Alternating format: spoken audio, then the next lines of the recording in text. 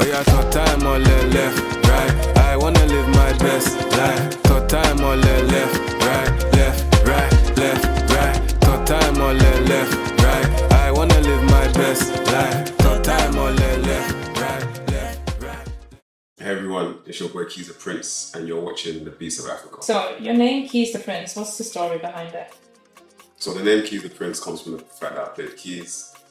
Growing up in school and in church, I played keys, and then people just be like, oh, yo, keys. So I adopted the name through that. And then the Prince comes from the the Yoruba word Omoba, which means, son of a king or daughter of a king. And my grandma, my mom, my dad, they will call me Omoba. So I put the two together and we got Keys, the Prince. Back home for December, at a time when the diaspora flows to Nigeria, what does coming home in December mean to you personally? Coming home in December means everything to me.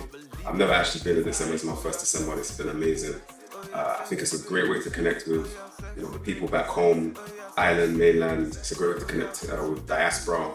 I'm meeting people from multiple countries all around the world, and it's just a great way to connect with people who love and appreciate the beauty of Nigerian culture. Does performing in Nigeria feel different from performing abroad? Nothing can compare to performing back home. The love is different. Just feeling and experiencing the people from where you're from is just an unmatched feeling. So yeah, it's most definitely different. It's amazing to connect with people from all over the world in one place. Yeah, it's amazing. So what was the inspiration behind your latest single, Gilly?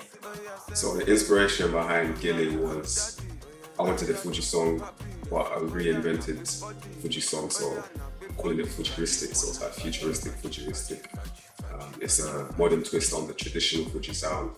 And the inspiration was just I wanted a sound that we're familiar with from childhood and growing up, but something that could feel new as well, connect with the younger audience.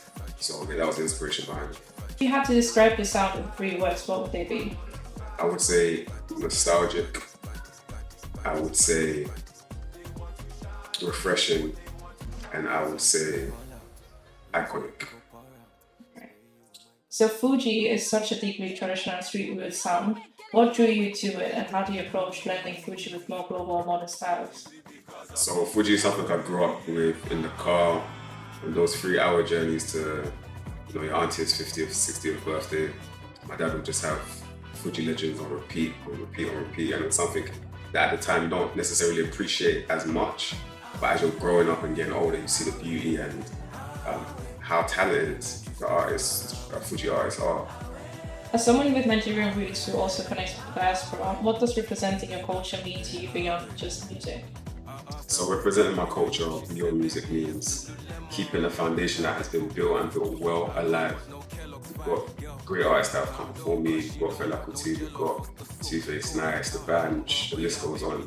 And just keeping the legacy and the true representation of Nigeria alive on a global stage. It's about showing the world that Nigerian culture is beautiful. We are proud, we are resilient, we are charismatic, and just continuing that legacy.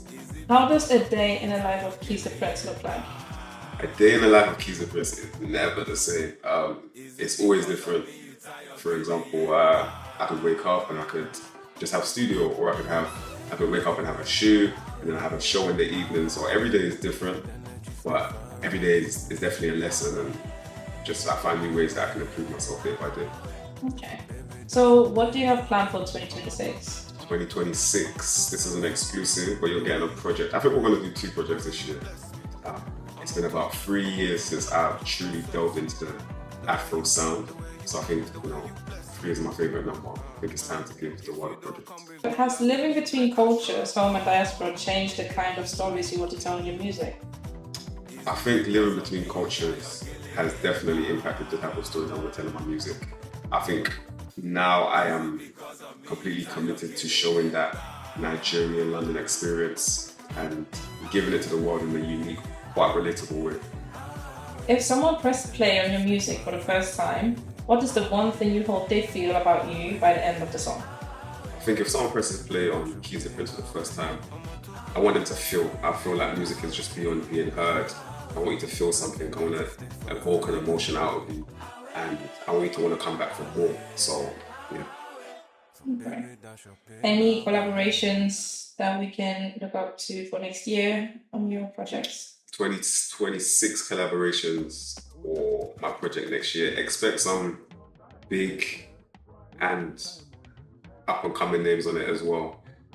I like to work with talent, so however God can make the world work where I connect with amazing artists, that's how it's going to happen. So I'm going to keep the names off because it could be anyone.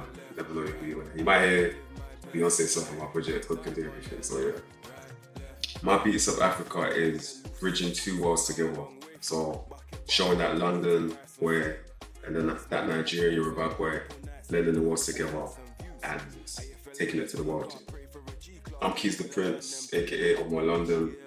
I'm an artist, producer, musician, and I'm here to take over the world. Let the TLC, she talk too much, I pre-feed. I'm D and D ain't seeing me. I must step out for DLT. I'm young and lit, she